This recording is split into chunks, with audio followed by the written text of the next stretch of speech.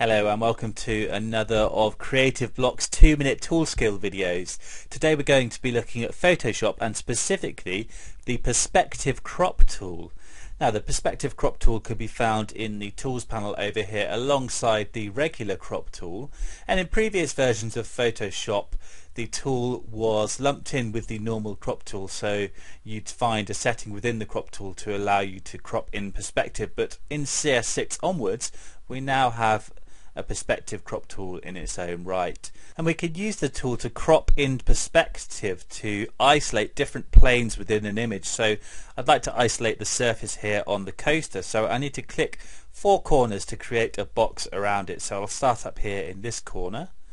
and then I'll click down here in this corner, and then as I drag across here you can see we get this mesh that shows where our plane is operating. So I'm going to click over here and finally in this corner up here. And I can fine tune these corners simply by dragging them. I can move these points up or down, and once I'm happy with the area, let's perhaps just drag that point outwards slightly, then I simply double click to apply the crop, and there you go, we're able to crop into the image as if we're looking straight down upon the object. Now we usually need to do a bit of fine tuning, so I can hit Command or Control and J to copy the layer, and then Command or Control and T to enter transform mode, and then I can just drag the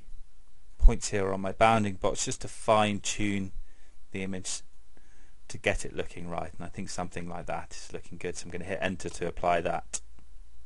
And it's worth noting up here in the options bar you also have these options that allow you to type in an exact width and a height and a resolution for your crop. So there you go, that's how you can use the Perspective Crop tool to crop in perspective.